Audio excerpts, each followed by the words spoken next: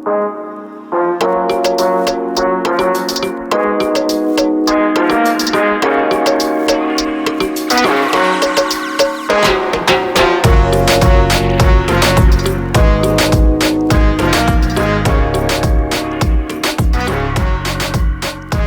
this thing on?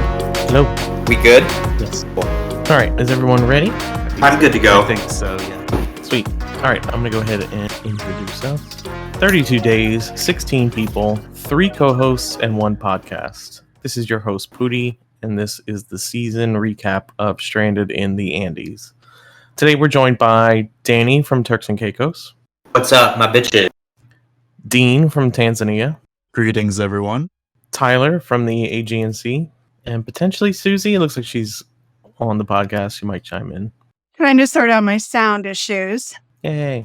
All right, well, let's go ahead and dive in. It's been a season. We are right smack dab in the middle of the finale. We have done a poor job of keeping up with podcasting this season, but we have done a great job of taking notes. So hopefully we can fill in some gaps and give our commentary to what we've missed so far. So I think we're going to split this into 2 podcasts to hopefully cover as much ground as possible.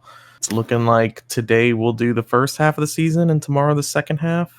Sound good to you guys? Works for me. I think so. All right. Well, let's go ahead and jump in then. We pull up the notes for this season. Luckily, AI has enabled us to take good notes, which we normally would not have. I did GPT. Let's go. And also, Levita has done a great job of taking notes as well, the manual way, but potentially more accurate. I'm not sure. But yeah, hopefully this allows us to, going forward, and hopefully retroactively keep better track of how seasons have gone down, which will hopefully make for better podcasting. So let's give it a shot. I'm going to quickly run down some notes, and then we'll talk about any memories we may have or things we just wanted to get off our chest that we haven't been able to in a long time since we haven't podcasted at all this season. But let's go ahead and dive into episode 1. Of course, the tribes Kaipa and Ancha started the game. The first alliance of the season was the Stoner Alliance, ironically comprised of Abraham, Evie, Xander, and Sean. They are still remaining in the game, spoiler alert, so we'll see a lot of these guys going forward. Kind of wild that the Stoner Alliance is the last alliance in the game remaining. Yeah, I have to say I was feeling an affinity towards this group right at the very beginning, being a gay stoner myself. So I was 100% rooting for this group early on, and yeah, thought they were great. Yeah, they were really active. They were the most active on Ansha, and they were really likable. And being the first alliance, everyone lurking was really looking forward to them. And yeah, they were great the first episode and days. Was Deshaun a part of it formally, or was he part of like the foursome that was unofficial though?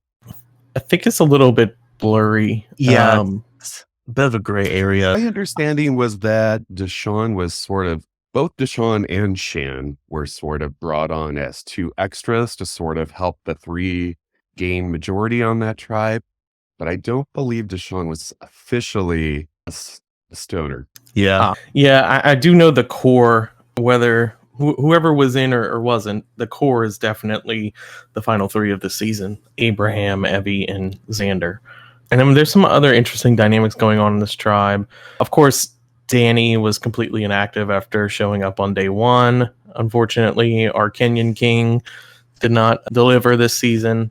And then we saw Shan, Evie, and Xander become like this weird frenemyship or friend triangle. I'm not sure what you would call it, but essentially both Xander and Shan were very close with Evie right off the bat, but they did not get along. So it created a bit of a weird dynamic early days in Ancha. Yeah, it was really funny how Shan just sort of really disliked Xander right from the start. And I can't even recall specifically why that was the case. But yeah, they were basically, frenemies, I suppose, in the early game. I don't think either of them really cared much for each other.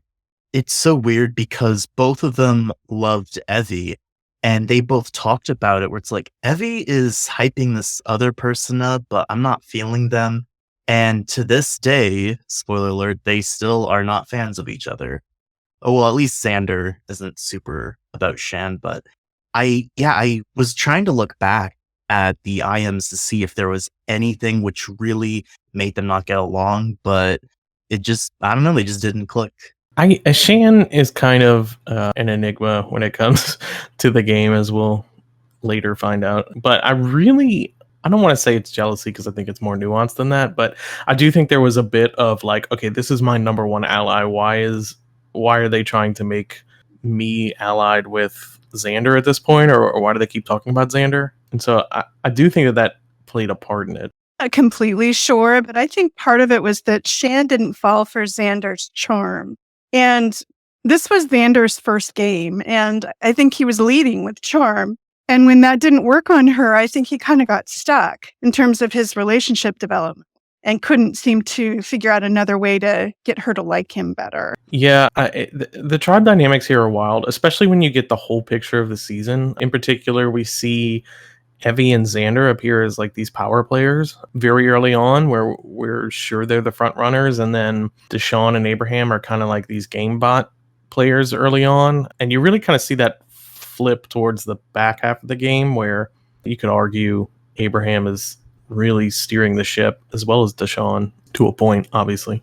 But it's a really interesting dynamic right off the bat. I'll just go through some of the other notes so we can discuss. There were concerns about Sarah's gameplay with Ansha. She's immediately kind of seen as like this game bot. I think there were even discussions about her being this veteran player, potentially a returning player, when I think this might have been their first real org. So that was unfounded, but immediately she kind of gets outcasted, as well as Heather, who was more on the inactive side or just kind of there. So she kind of gets put into this box early on. Yeah, I think the thing with Sarah is Sarah advertised to her entire tribe that she was an alt or like a last minute replacement. And I think Abraham, I don't know if it was him, but someone sort of interpreted that as it was someone from the alumni community playing her. And I don't know, that was their thing. They went with it, but it kind of made Sarah a bit on the outs, and Heather wasn't as active, and Heather just had a weird read on the game early on, which is so different from how she was post-merge. But no, for the early game, Heather just was really out there, and a lot of people kind of just, I guess, tolerated her. And besides Danni, I think that Heather and Sarah were definitely on the bottom and were likely one of the two that would be out if the tribal happened. Yeah, I remember paying close attention to them like in the first 2 days, everybody's first confessionals, and sort of giving my own thoughts on how everybody was sort of coming into the game. And I definitely recall that Sarah and Heather were basically on the bottom for everybody's lists, at least in the first couple days. And yeah, Sarah in particular just seemed to be like rubbing people the wrong way. I don't know if she was too aggressive or if it was just the fact that it was this sort of misinterpretation of like her experience level coming in or what it was. But yeah, and I remember Heather too saying, at least in particular, that her strategy coming in was to sort of be like a little bit ditzy, or to like sort of latch on to the power players in the game and sort of take this ditzy back like seat role, which I found very amusing because she didn't come off that way in my opinion at all. She came off much more strategic than that. And but I do recall also that she did seem to like have her pulse on needing to get closer to Abe and Evie and Xander and possibly Deshaun too. I remember her correctly having her finger on where the power core was in that tribe. All of that, I think Heather's social game initially wasn't warm enough, especially not compared to her fellow tribe mates. And they just didn't include her in as many conversations. And she, in her mind, was playing her own game. And I think she had a pretty high opinion of her game initially, perhaps not shared by the rest of the tribe, but she didn't know that at the time. And she did have a pretty decent strategic read on who was what, who was in the power positions in her tribe and who she might be able to pair up with. But then didn't have the social game to entice anyone to her side, so to speak. They had already made early bonds, very, very early bonds without her. The thing that didn't help either was that they kind of made Sarah and Heather go after each other. Or I think they already weren't fans of each other, but then it was just exacerbated. And yeah, they Yes. really were at each other's throats. And I think that happens later on in the pre-merge, but there's definitely some pitting against each other of the two, specifically by, I think, Abraham. I mean, this just goes to point out, though, how very important, like, the very first couple days of playing Stranded are, like how close people get on day one and how quickly people can sort of be behind or get behind socially, like right at the very beginning. Those day one relationships are important. And it's also interesting. If you had told me to pick the 5 big players on day one, I think they would be our final 5 of the entire season. So, maybe excluding Jamie, but looking even at Kaipa, Leslie and Jean Robert were 1 and 2 over there as well in terms of social game. So it's definitely, I think it behooves players to be as social as possible in those early days, but really just in general, I think the more social players do better, as we know time and time again, we've seen. But here it's demonstrated very clearly where even though there was this huge deficit at the merge, we still have our power players from both tribes making it all the way to the end. So I think that's just a testament to it. But let's dive into Kaipa's dynamics, since we've talked mostly about Ansha. As we know, Ansha wins immunity through Shan's puzzle solving skills, and then the rest of the episode essentially is the dynamics of Kaipa, where there's a dudes alliance right off the bat between Jean Robert, Eric, Aaron, and Frosty. And then there are the two moms of the tribe, I guess you could say, with Leslie and Jamie, who were probably our most social players.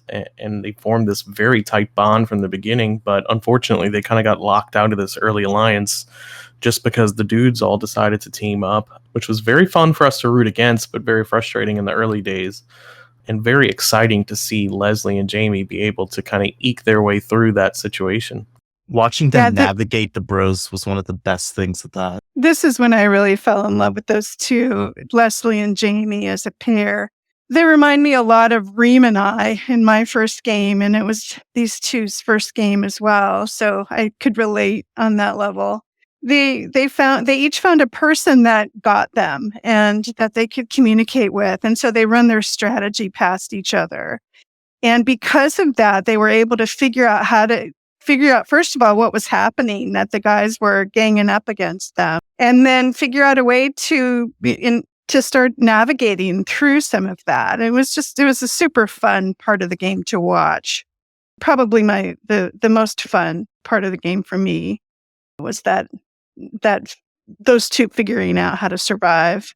Yeah, those two are definitely the story. Hallie and Lindsay 2.0. Yeah, we've seen time and time again, strong women bonds in Stranded tend to do very well, and this is no exception, of course. But really, the entire pre-merge, I would say, is dominated from a viewer's perspective by those two, considering Kaipa goes to every tribal council of the pre-merge. So, of course, rooting for those two to eke their way through was a really big part of the season, particularly the first half. So this is the start of that, where it did not start off very well, where it looked like they might get screwed down the line, but of course that's part of the fun of Stranded in general, is you never know what's going to happen.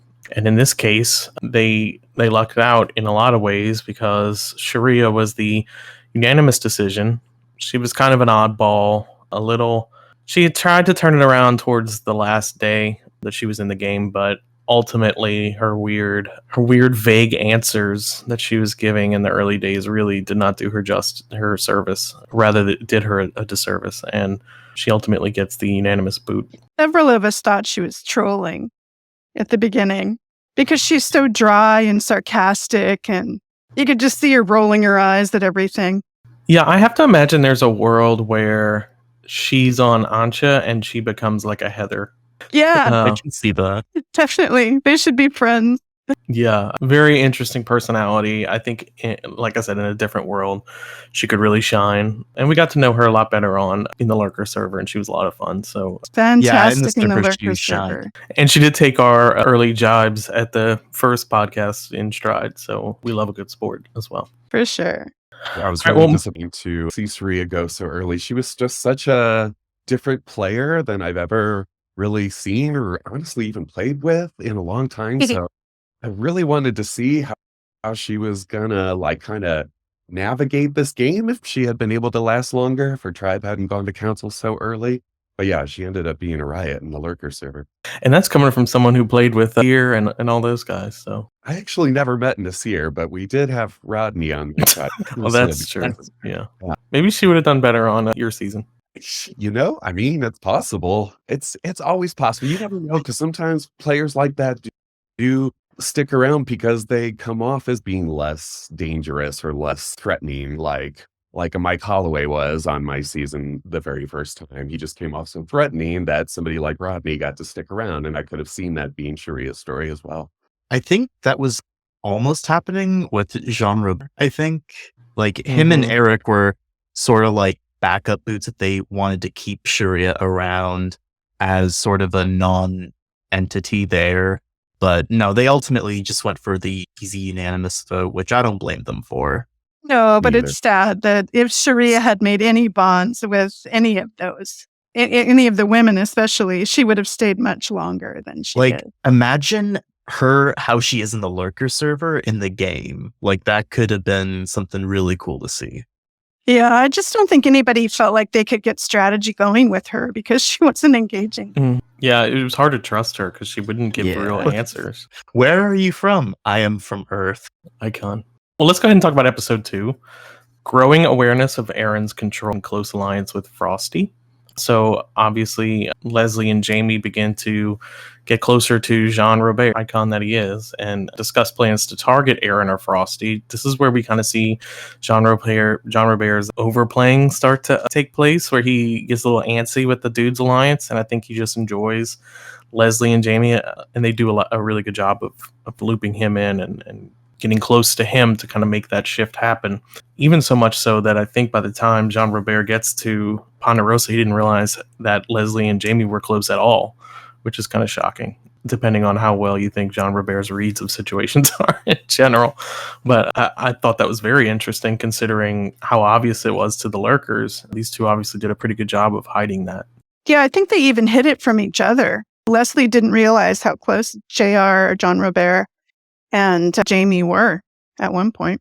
So we see Leslie downplay her connections to Jamie so that they think that she knew more than she actually did. And here, of course, Ansha wins the challenge, but we decided to throw a twist in the game of sorts where, it's pretty common where the winning tribe has an inactive. Usually we'll replace those people, but for this season, our replacements kind of fell through. And we decided to just ask if the tribe would be willing to give up immunity in exchange for getting rid of that player and receiving a advantage in the next immunity challenge. And we were kind of vague about it, just kind of offering, I believe I just said something like, you'll appease the gods, the Incan gods, if you take this deal or something like that, or face the wrath of the Incan gods or something vague. Fortunately, they didn't have to do that, and they took the deal, and it allowed us to get rid of an inactive over an active that round, kind of evening the tribes up. I still kind of can't believe that you were able to get that to work out exactly like how we were hoping it would, that, we could replace the player and move on without the schedule being interrupted. But The removal was so smooth. it was so smooth. It was perfect. I still And can't it looked believe like- we finished the first podcast, the Cast Reveal podcast, and it was like an hour or two afterwards where Danni finally showed up, and I'm like, oh, I guess he will be here. And then he just ghosted us after. So he had to go. Yeah, sometimes Yeah, I that's amaze a shame. myself.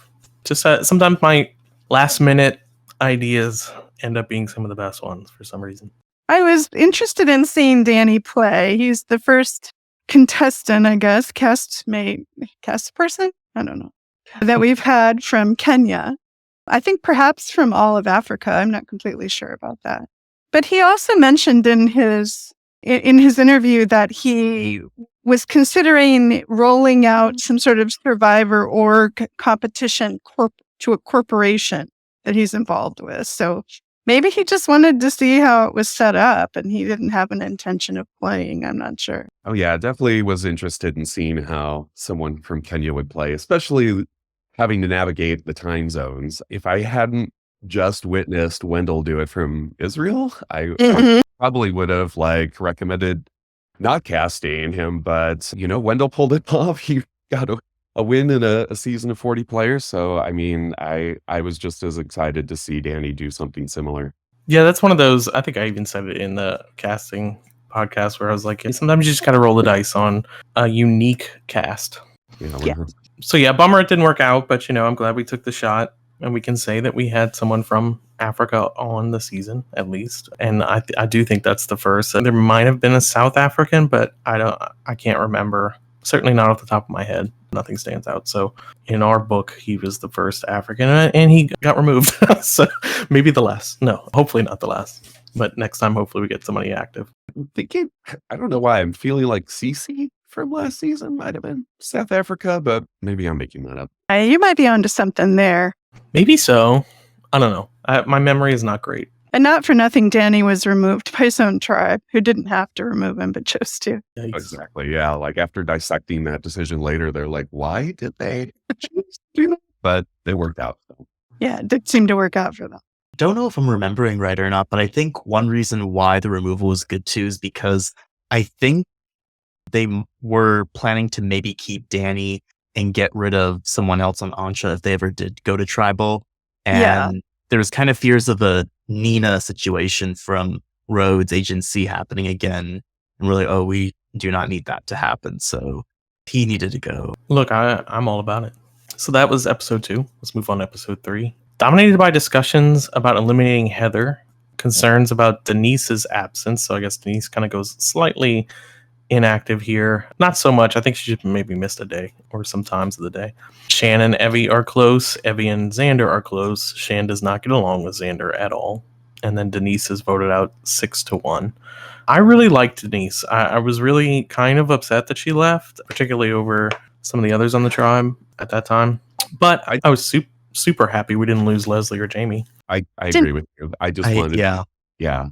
I was personally rooting for Denise. She was my winner pick for the season, so I had a little extra at stake in her sticking around longer. But yeah, I mostly just wanted to see what she would bring, the fireworks that I feel that she probably had within her. Denise was the youngest member of our cast at 19. I think Denise didn't bond well with Jamie and Leslie, especially. I mean, she did okay. There was some gap there. We did okay, sure.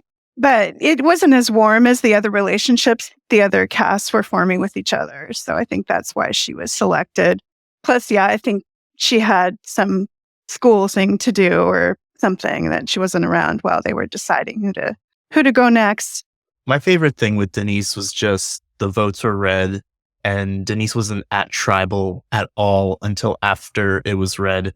It's like, I'm on tribal now. It's like, well, shit, I'm gone. I'm like, well, that's really unfortunate, but I love that she was a good sport about being Denise and wanted to serve chicken tendies to all the opposition. Yes, that was fantastic. On the cast being the lunch lady, that was great. Yeah, definitely a good sport. So I think this is also when they start pitting Heather against Sarah. I think in particular, they told Sarah, or vice versa, but they told Sarah that Heather was gunning for her, and this is when they really tried to kind of make them a little rivalry. And it worked. Sarah went Sarah on a rampage. Yeah, Sarah was a bull in a china shop. He was not going to stand for this. And that started their rivalry with Heather that lasted until... I think it lasted they weren't until both they there. went to yeah, exactly. Yeah, and then, we'll get to that next. But okay, moving on to episode 4. Xander suggests targeting Heather. Shan defends her. So I think Shan really... I think mainly Xander being the one to push it, probably. She was like, nope. But also I think Shan likes a little bit of the outsider. She likes to stick up for the underdog. So I think that played a part in it. But yeah, Heather didn't have too many big allies early on in the game. I think she was just kind of seen as fodder, to where if they had gone to council, they were probably going to get rid of her. Sean fears being at the bottom, emphasizes trust and loyalty. Sarah feels left out from the established alliances. So again, Heather and Sarah are both kind of on the outs, but I think Sarah in particular, as a gamer, wasn't feeling much of her games being reciprocated when she would pitch things.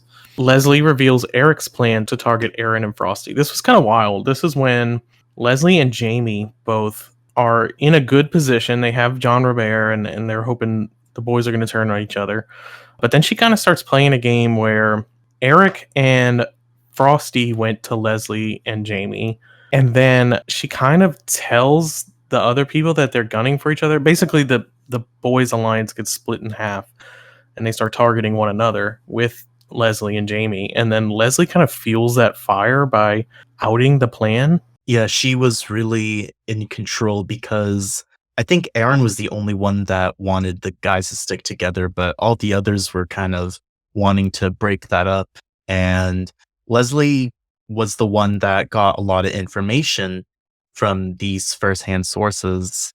And with Jamie, they decided that because of Leslie's relationship with Jean Robert, that and actually, I think this was the episode where Leslie managed to get Jean Robert to give the password to the Boys Alliance chat, which was I don't know if that was this episode, because I think this is It had to Aaron be. was sorted out. Yeah, so like she just navigated that so well. Yeah, they were really firing on all cylinders. It's kind of shocking that this Leslie and Jamie from survival mode are the same ones throughout the merge, because it's a very different game. Yeah. We were in survival mode the entire time.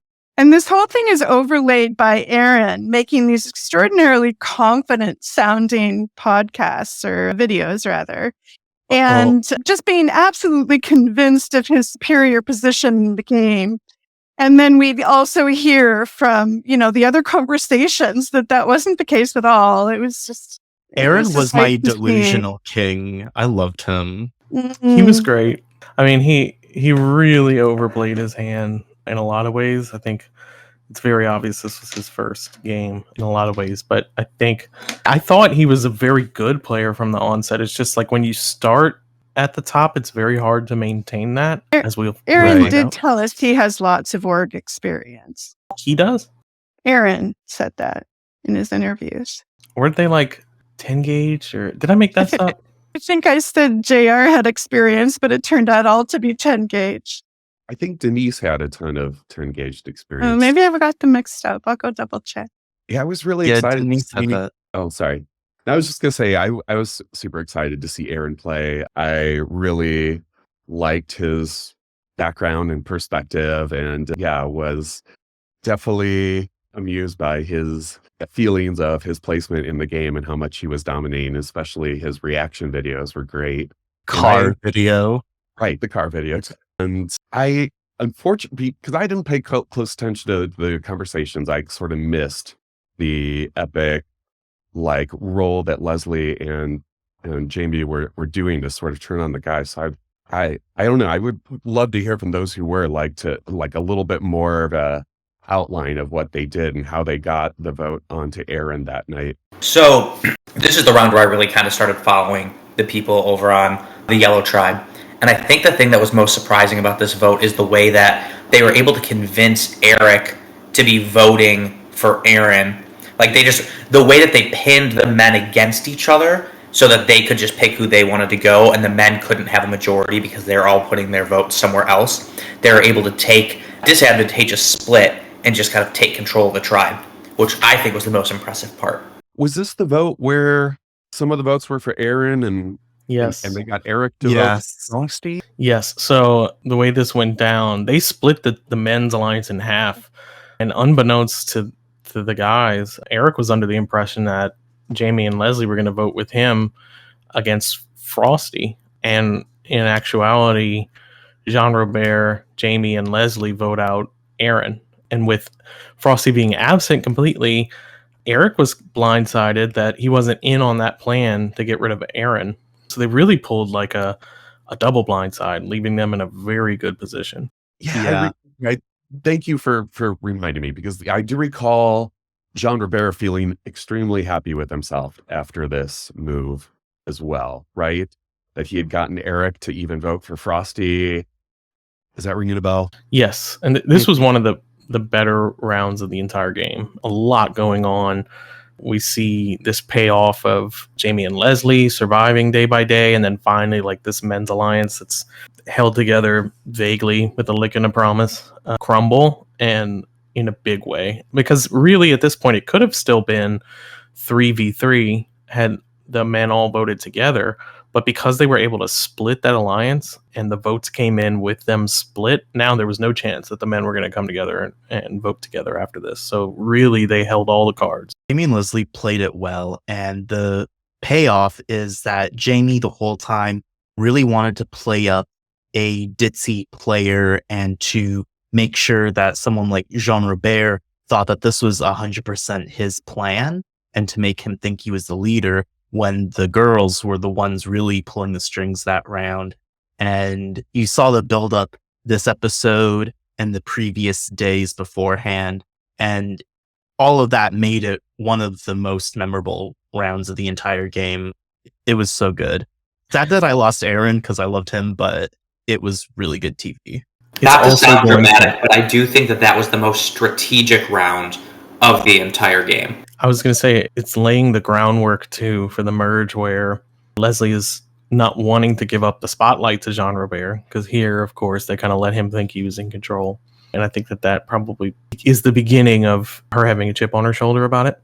But also, I would point everyone in the late game who thought that Leslie was a terrible player, who was just kind of coasting, to this episode in particular and her masterful play of the pre-merge. Because I agree, Leslie really is a different player in the merge. She made some horrible decisions, not the best gameplay, but pre-merge Leslie is an entirely different animal, and I'd like some respect on her name for this episode in particular. Yeah, we can talk about merge Leslie when we get to that, but all of Ansha needs to hear this right now and put respect on pre-merge Leslie, because pre-merge Leslie is probably a top character the entire season for me.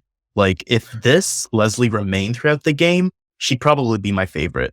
Like, yeah, not to mention that Leslie was sort of, I don't know if this is fair, the original Abe, in that she was absolutely researching previous and looking into how the game worked way early, like day one. She's not as thorough as Abraham, because no one is as or super neurotic fan, as he is. But after him, Leslie really did her research pretty well as far as this cast goes. And it was just really impressive to see. I would say I would put her in that category for juggling all the different personalities on Kaipa. She was for sure in everyone's ear driving that ship. For sure. And not to take anything away from Leslie, because I agree with everything y'all just said. But Jamie was her, like, at the time I thought Leslie was driving the Jamie show. And then when they split up, spoiler alert, we saw that Jamie's read on the game continued to be really solid, whereas Leslie struggled a little bit with getting the big picture. So I think that Leslie's game on Culpa was definitely strengthened by her relationship with Jamie. Definitely. Yeah, and just a shout out to Jamie too, because if I recall, as a result of Aaron leaving, I could swear that she makes the prediction that Frosty is just going to be absolutely livid that Aaron is out of the game now and may or may not even rage quit, which I guess may be a good segue into the next episode. I was going to say, let's start off the next episode. So we're just coming off of the big blind side. Frosty's left out of the vote. Frosty, who is a particularly volatile contestant up to this point, very entertaining. Unfortunately, he's had too much. He misses the entire day that all this happens, and then he comes back the next day deciding to, unfortunately, leave the game. I kind of think part of it has to do with them losing so abruptly in the last tribal council, and in particular, Frosty getting double blindsided by all of his allies probably didn't help him want to stick around anymore. Certainly a very funny character, though. Yeah, he had a lot of issues that he was quite verbal about protesting. And then, I just think he didn't know what he was getting himself into. That was my take, that he didn't realize it would be this cutthroat this early, that people he had invested quite a lot of time in forming a relationship with weren't just forming relationships with him. And I think he lost his footing very early on. And then it sounded also like he may have had some things offline that were going on that affected his That's true too. choice. To be totally fair, I think he had some serious stuff going on offline. There was something in his personal life he had to attend to, but when you look back and you read the Kaipa tribe chat of what he said before he left, like, it really does feel like because of the Aaron Blind side and all of that, he kind of just rage quit. I mean, not everyone can handle it, but like if he was on the Green Tribe, maybe he would have coasted to merge because not much really happened there besides Gaygate, I guess. But whatever we weren't going to call that incident, but no, yeah. What incident? The one with Abraham and Evie. Oh God. Yeah, I think it might have been an earlier episode. I forget when that happened, but Yeah, Poody, you're going to need to trim this out. You're going to get a legal letter from Abe's lawyer saying we're not allowed to slander him on this podcast. yeah. Yeah, I mean, it's very Gen Z. That's all I'm going to say. I don't speak the lingo, so I'm going to be in trouble when they listen to these podcasts.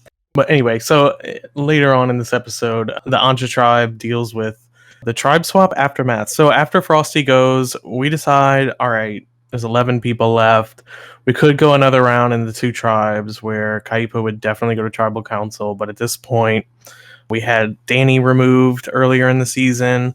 Now Frosty just quits randomly. I don't want to lose momentum of the game overall to the point where people are beginning to leave the game due to like activity or otherwise. So we press a little fast forward on this particular portion of the game, and we go ahead with the tribe ambassador twist. Not a real tribe swap, but we kind of don't tell them what's going on exactly, and we allow them to volunteer to be ambassadors, where Deshawn and Jean Robert step up as the two tribe ambassadors, which means that they get to temporarily switch tribes, unbeknownst to them. They might think it's permanent, until we inform both of them what's going on and that they can talk to one another.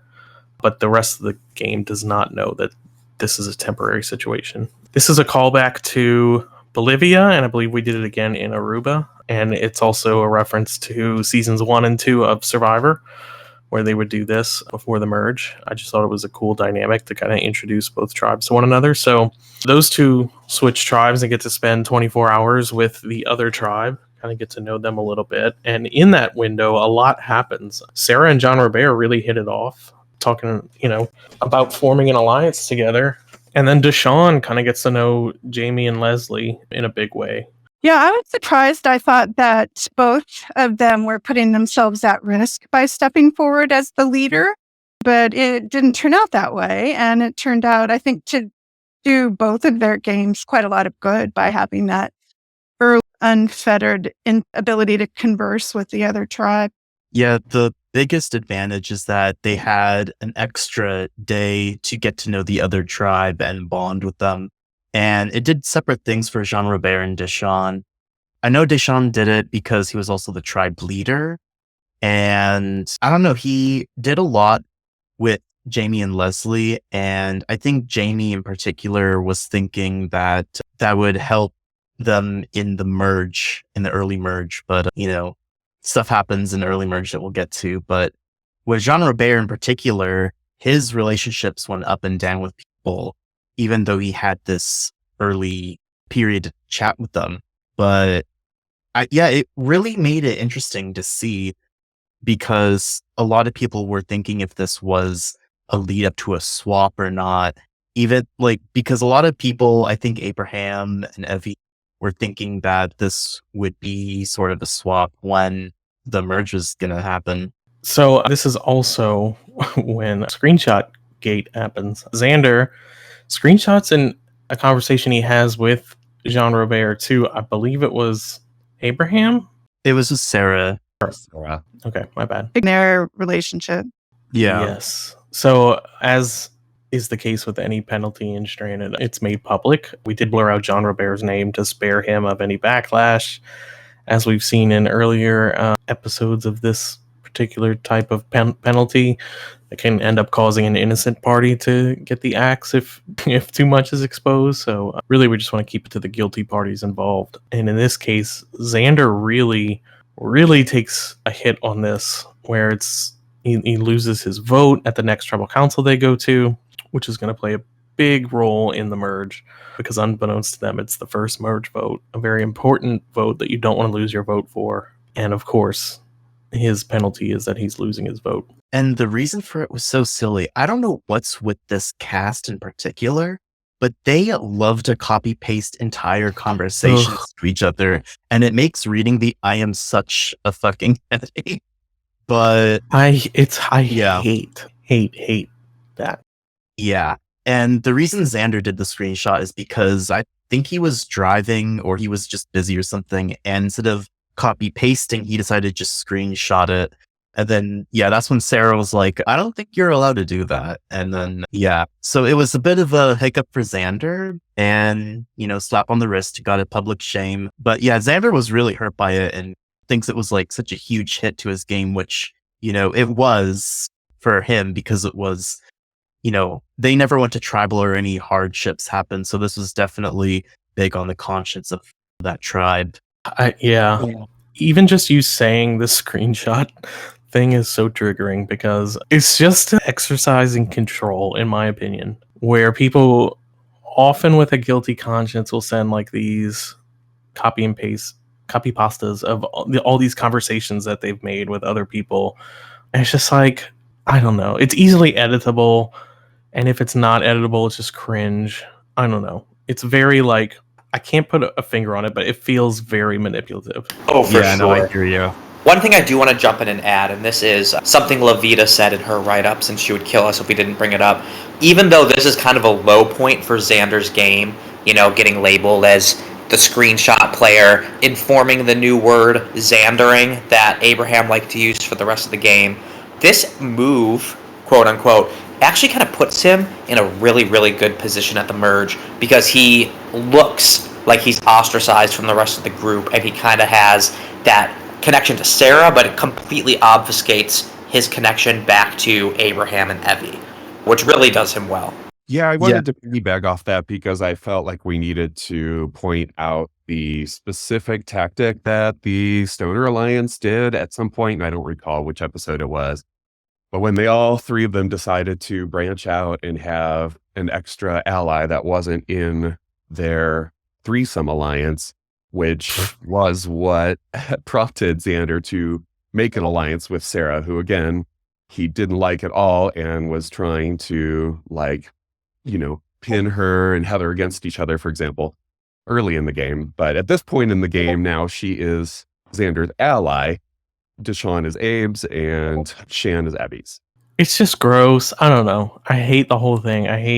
It's very Big Brother Guys Alliance of them to each have a side piece that they are manipulating. You mean the brigade? It was the cookout, wasn't it, first? There's everyone acts like this is revolutionary strategy every time it happens, but it's literally it's the Onion Alliance, the brigade, just having your parachute. It's a tried and true strategy. Yeah, you're right.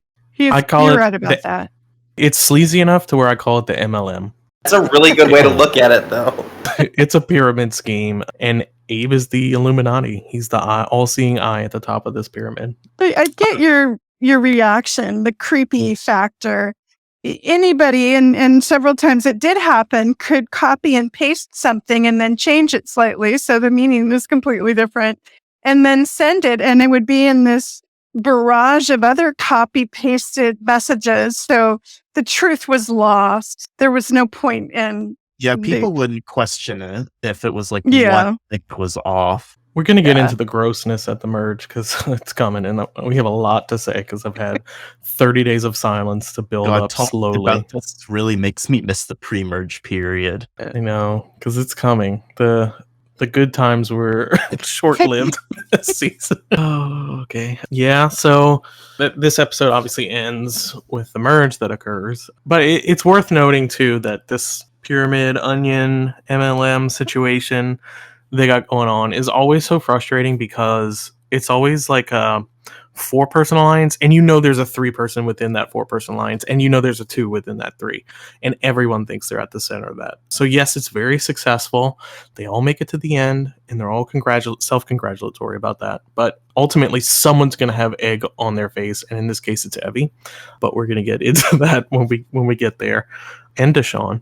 But that's what's so frustrating as a viewer when this type of situation happens. I mean, I can't help but applaud them for the success of it, frankly. But it was masterfully done. I would put an asterisk there for future players listening. Like, yes, that is a solid way to get to the end, but you better be super confident that you are at the top of that alliance. And I don't think any of these players should have been necessarily, because I think, we'll get into it later, but that's the caveat. So let's merge. Episode 6 is the merge where Ansha and Kaipa merge into the Pachamama tribe, which I love to say. Xander and Abraham immediately win individual immunity, which is good since Xander lost a vote. So really, he might as well just not go into tribal council, which again will behoove him in this particular scenario, but will make them sweat a little bit as this vote is very close. Really, this is where we see, obviously, the meat and potatoes of the game is the merge, but we really start to see Abe go into super hyper overdrive of micromanaging this entire game. But really, some super funny things happen. I'll let you guys talk about the early merge, in your opinion, before we get into all the little details. But right off the bat, I know for me, my eyes were glued to the Sarah-Abraham situation. Don't all jump up at the same time. By Sarah-Abraham situation, do you mean how Abe sort of tried to get the tribe to focus on Sarah being the decision maker for the tribe? Yes. The false. Well, so we have to preface this first. Sarah was basically the sheep led to the slaughter for the tribe, allegedly. Yet in this early stage of the merge, she was not listening to anyone. She was 100% driving all the decisions on this first merged tribal council. Yet they still proclaimed that she was this goat. But then we'd hear like Abraham go back with whatever Sarah was doing after he would try for hours to sway her opinion unsuccessfully, and just talk about like, well, I guess we can't do anything because Sarah's calling all the shots. I don't know what we can do about it. Yet they would still say that she was their pawn. Yeah, they kind of turned Sarah into this leader, which I have no idea how it even happened, but like, yeah, there was the pawn with all the power in the world. There was one thing that was pinned in the live feeds, and it was Kimmy who said, "Everyone, I want a specific person other than Jamie, but I don't want to rock the boat. Deshawn, what about JR instead? Sarah, what about no? Deshawn, okay." And that's basically how it was, where Sarah just somehow led the vote and the decision making, and it was just really interesting how they still thought Sarah wasn't it. Yeah, I mean, it was a smart move for the Stoner 3 to, have the spotlight not on them by making it seem like Sarah was the one making all the moves for sure. And I recall that with regard to who should receive the vote, there was like a poll. Oh God, the fucking poll. Oh, well, I think it was Abraham who made the poll, and they only because they wanted to do one of the 4, Eric, Jean-Albert, Leslie, or Jamie. And then somehow it only turned into either Jamie or Eric. And they had this poll up and it was anonymous because God forbid. And they all voted Jamie. I think Shan, was the only one who voted Eric, and she made it known that she did Eric. I didn't even know you could do polls. But anyway. I think it was a straw poll or something. I think I could be wrong. Yeah. I think Abe posted a link. Yeah, I can't remember all the details, but people would enter this chat room and talk about, I'm going to go take the poll. And then Abe, who had posted the poll, was seeing which votes happened when. I'm sure he knew exactly what was happening. And I mean, that's part of what was so masterful about his game is that they got each other to say a name within like, I don't know, it was like 5 minutes. It felt like almost at the very beginning of the time that they had to discuss it. And then it was just done. Like, okay, that's it. That's what we're going to do. And I don't know. and they weaponized Sarah in the process, which was fascinating to watch and sort of awful. I mean, I almost viewed it as like Sarah took control of them, to be honest with you, because Abraham was such a whiny bitch at this point. They would only when the hate watch started. I can go on and on and on because it was so frustrating to watch because he would just whine for like hours. Like he would talk to Sarah and try to convince her, like try with all his might to sway her vote and get her to do something else, and she would be like, nope. And then he would go and complain about her to everyone. And yes, I know he was shifting the blame from himself to her and whatever, but it's just so frustrating to watch because it's I don't know. Nothing about it was admirable in my eyes because it was so cringy. I don't know. He's just like whiny. Like it's hard to take someone as a strategic mastermind when they're just so fucking whiny. It was really hard to watch. At that point of what happened, who was actually in charge is one of the things I'm looking most forward to with the finale conversation.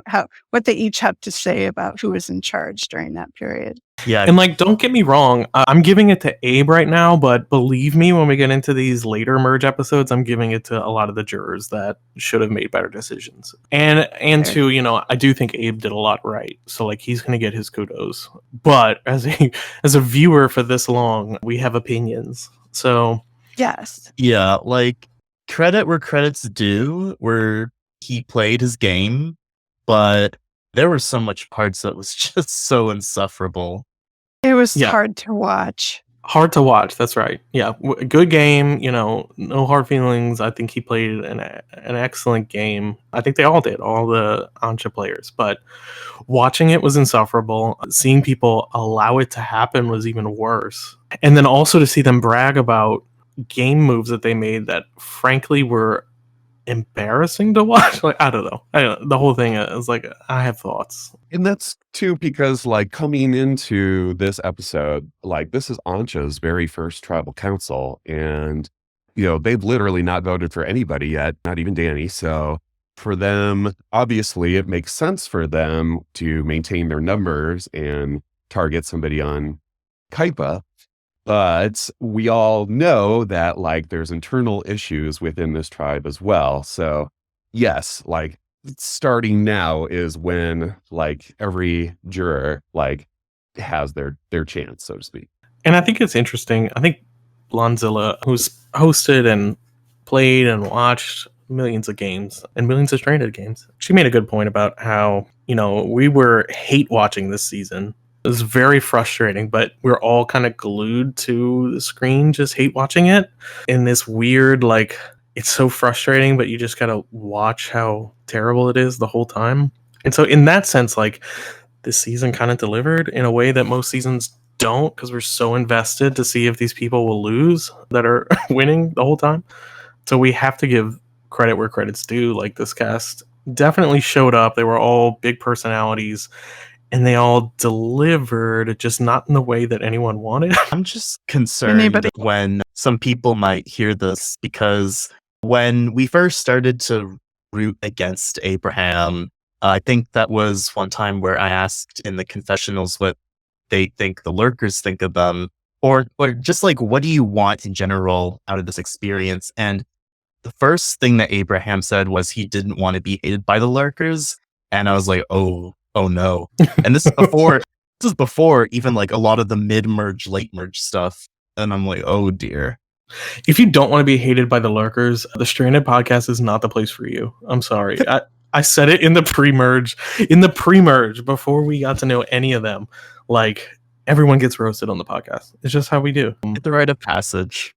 And it's not to say we don't respect everyone's game. We don't respect them as players. Like, yes, they are Everyone is devoting their free time to give us free entertainment. But this is part of the package. I mean, we're watching and putting on this game for free as well. And we have opinions. We like to watch, we like to pick it apart, and we like to dissect them as characters. That's important to note because they are real people. And I've said time and time again, Abe and Evie and Xander would probably all be fantastic co-hosts with the amount of dedication that they've given this season.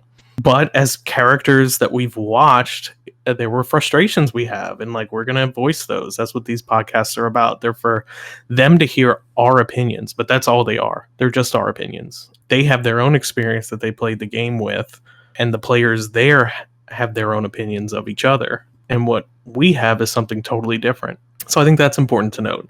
We're going to give credit where credit's due in a lot of these scenarios because the fact remains Abe and Evie and Xander all played masterful games with the players in this season, but we have thoughts about some of the holes in their strategy that we'd like to talk about. So yeah, like this is not going to be fun for those players to listen back to. I wouldn't want to listen back to people just shitting on me for an hour, but that's kind of what you sign up for. I mean, you listen to the podcast. He in particular listened to all the fucking podcasts, so he should know that's what's going to happen.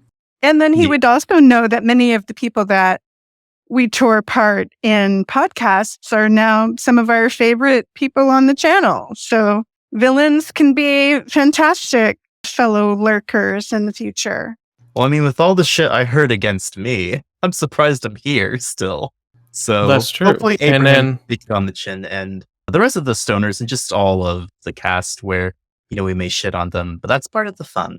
It's also worth noting we're going to get back into the recap before we we soften the blow we're trying to deal with here, but season to season is totally different as well. We've seen countless times where a fan favorite from one season can come back into another and be the most hated player, just get roasted time and time again. I mean, Reem comes to mind, but it's happened all the time. So that it's situational as well. The fact that they're the majority alliance the whole game, I mean, people are going to root for the underdog. That's just what's going to happen. It's natural. Yeah, that happened to me, the underdog in my first game, and then came back as the mob boss, and it wasn't pretty. People didn't enjoy it. But I think, this is a social experiment, and the experiment outside of that is that we get to watch ourselves play, which is not always fun to put a mirror to yourself and your past actions, but I think it's a good learning experience and something you don't get anywhere else. So it's good to take that on the chin. Yeah, I'll have to say I never had as much fun playing as when I was the mob boss. Villains have more fun. I hope that Abe and anyone else that just plays that kind of dominating sort of game just has a blast while they're doing it. Maybe that'll take some of the sting out of this podcast. I have a feeling a lot of these players would do so much differently the second time around if they ever were given a second chance. And a lot of these players have never even played once. So yeah, I agree with that. Yeah, I think that is the case a lot of times with, I do think our better players come from seasons that end up like this, where there are a lot of things to learn from. I mean, we talk about what are our worst seasons. I'm not saying this is one of our worst seasons, but let's use Morocco as an example of one that I don't even think that was one of our worst seasons, but one of the most controversial seasons, right, of recent years. Some of those players in that game went on to be some of our biggest all-stars, and they learn from those situations that they put themselves in that first game. Indonesia, I think it has 3 winners that have come out of the losers in that game. And at the time, it was an incredibly frustrating season where not a lot happened in it outside of the big personalities, just like this particular season. But those players have all gone on to do great things in future. So I could see a similar story happening here. Sure. So let's go ahead and wrap up this episode. Jamie is voted out with 6 votes, becoming the first member of the jury. Welcome, Levita. You're right. Half of them forgot about. Well, and also there's a stray vote for Leslie in this tribal from Deshaun, who, I'm sorry, not for Leslie. No, it was for Leslie, right?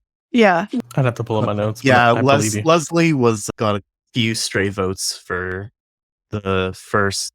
That's right. She would get one every episode, it seemed like.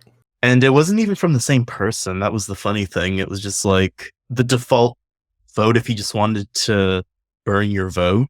I believe it was this round where Deshaun threw a vote on Leslie because he liked Jamie so much and didn't want to vote I remember her that now. Yeah. and didn't want his team or his tribe to know it was him. So he didn't throw one on, a former Ansha. He threw one on Leslie instead. And God forbid, because he didn't do Jamie, I remember that was a huge thing with Ansha. Like Abraham was being detective because, God forbid he didn't know where that was. So that caused him to be paranoid. And I think Deshaun eventually opened up to it, but not right away. One thing that I think this did was the thing that really cemented the fact that Deshaun, Evie, and Abraham were working together and that Xander wasn't part of the actual trio.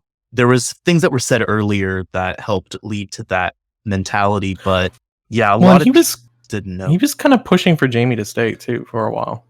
Yeah, he really wanted Jamie to stay. And, we have to talk about Shan here also wanted to keep Jamie, but then didn't. And when the vote happened, she was just in her confessional being like, oh, Jamie, I'm so sorry. I'm so sorry. And that led to Shan really bonding with Leslie, which, sets those two up for things to come. Yeah, Shan really contemplated flipping during this round and kind of talked herself out of it last minute, thinking that the votes weren't there, something we cringe at because it happened several times and it's so frustrating. Fool me once, fool me the twice. votes were absolutely there, Shan. You were one of them. This was the episode where JR was trying to get everyone to vote for Heather, correct? Yes. Yes, it was. He was trying to team up with Sarah the whole episode as well. He thought he could flip Sarah. Okay, because this was what contributed later, was the fact that JR did not actually have this vote on lock like he thought. Yeah, this one I don't think he had on lock as much as the one that we really want to talk about later, but you think Sarah was trying to she was toying with getting rid of Heather. She wanted Heather gone and was kind of bringing that up to different people and just decided to get rid of Jamie. But I do think, there's a world where she flips with Jean Robert. So I don't think he was so far off.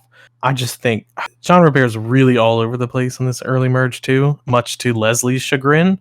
But I actually think that was probably what needed to happen in that early stage where he needed to be trying anything and everything because they were so low in the numbers. Especially because Ansha was not used to the energy that Jean Robert had, and it really made them scatter to try and secure numbers because they were afraid that Jean Robert could successfully flip it off of Jamie, or even just something to help stop the potential pagonging. But when you look back at all the Ansha people, a lot of them really didn't want to do Jamie. They just did it because that's, what the house wants or whatever. So yeah, a lot of them were sort of planning on using a Culpa member at some point, but just not this round, right? Yeah, they wanted one to go first round. They wanted a yellow out. Yeah, I think I remember Deshaun in particular was like, no, I absolutely do not want to pagong this tribe. I think he, in theory, wanted to, I don't know, maybe Deshaun not specifically, but I think other players in particular were hoping that they could use a Culpa member at some point to get the advantage. So they just were afraid to keep 4 of them in at once. Yeah, it's also the beginning of Leslie kind of cringing at Jean Robert's overplaying and kind of wanting to separate herself from that, which I get but in her mind, she was making inroads with Ansha, which is just not the case. And she should have been taking Jean Robert's chaoticness more seriously. Really, she could have used him as her pit bull to execute all these plans while she could have kept her hands clean. But really, instead, she tried to separate herself completely and ingratiate herself with the Ansha people, which just meant becoming another number for them, unfortunately, in the long run. Yeah, she didn't, and a lot of them didn't know just how tight the Stoner Alliance was and just the wider Ansha group in general. They made that, where the poll was conducted, they made an entire group chat consisting of all of the original Ansha, and they were going to stay for, at the very least, the first round together. Of course, Leslie didn't know that, but in hindsight, I think she could have used Jean Robert's chaos to her advantage. But in the IMs, she was really telling him to calm down. And I think Shen was also telling Jean Robert and Jamie telling him as well that, Leslie was really spooked by him going around. But it is what it is. Really, I think their personality differences is what kept them from being Yeah. as close of allies as they could have been. JR and Jamie had a much better time of that than Leslie. Just didn't approve of his approach. And at the same time was also being very careful, very quiet, very under the radar, from her perspective. So she saw, I think, more of an affinity personality-wise to that tribe.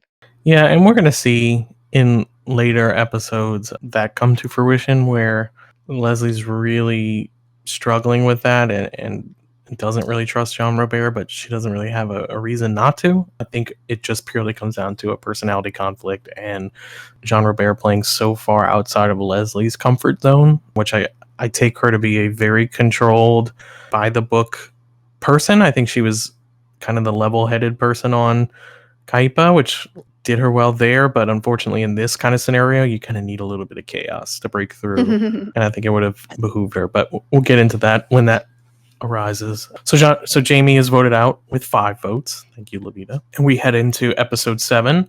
This is the final episode we'll go over in this first part of this recap podcast. The rest will go over tomorrow night, but Deshawn wins the numbers immunity challenge, securing his safety, and they solidify their final 4 alliance with Abraham, Evie, and Xander, where they're concerned with Shan's decision to potentially go outside of their Ansha group. So they're trying to bring Shan in closer, but they notice that she's kind of swaying. Abe did an admirable job of trying to keep Shan believing that she was part of the current events on Ansha, and that helped him keep her from flipping at least a couple of rounds. Yeah, I think a lot of it stemmed from just Shan's disbelief that there were any numbers there. She never really quite learned that lesson after the first time it happened with Jamie. Maddening. And so she kind of plays like this outsider game of playing it safe, but not really.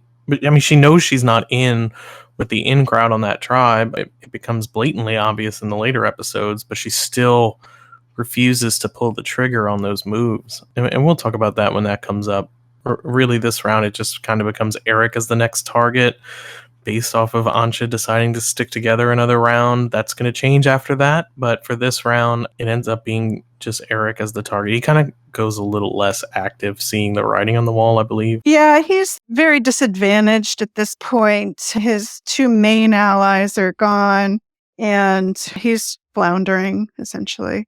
He's also playing from Australia as well. So, Yeah. Yeah, the time zones are a challenge for him as well.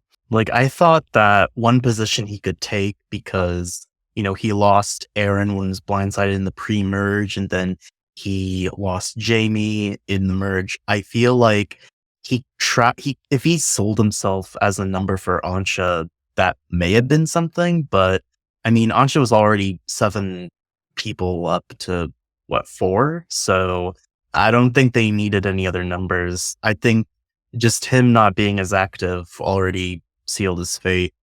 Even before merge happened, I figured that he would be the merge boot or an early merge boot. I couldn't really see him going far, but yeah, and he kind of expressed his loss of interest over time with the way things were going in the game, which I kind of understand. I think the same thing happened to Frosty. When you start to lose steam once things never quite go your way, particularly for Kaipu, who lost all the challenges. But I do think there is absolute merit in sticking in the game and giving it your all, as we saw with our 2 Kaipa survivors that go all the way to the final 5. But Eric kind of loses out here, and I think it was just his time to go. And fortunately for us, they chose to get rid of him instead of Leslie or JR, who give us hope throughout the whole season. In a bleak, hopeless desert landscape, are bright pillars of light. But no, I'm sad for Eric, but I'm glad that JR and Leslie did end up eking through this round. And I think that's going to bring to close our recap of the first half of the game. We certainly have the meat and potatoes left to get to. We have plenty of thoughts about the rest of these guys. Does anyone kind of want to recap anything that maybe we didn't get to, or just want to give any final thoughts before we close out this first half? Well, I'll just shout out to Jamie, who's now in the jury, and just being a queen, being a boss, calling the shot, calling things correctly, clarifying that her strategy early game was spot on. I'm just very impressed with her and her takes on things in the jury. She's been a great mayor of Ponderosa, one of the best. Yeah, I think that was my last thought too, that Jamie really like kind of steps into her own once she gets into the jury, and it's awesome. Yeah, she was a bright shining star this season as well as our two remaining Kaipas. But I do think, Leslie was someone who we were rooting for as a front runner the whole season, so we were very excited she at least eked her way through. But I do think there's a world where Jamie is the one who ekes her way through and actually might be more successful in willing to make those moves, particularly with John Robert. That would have been extra fun, I think, those two together. But, there's also, Jamie was the more gullible of the two, so there's no telling what actually could have happened in the long run, right?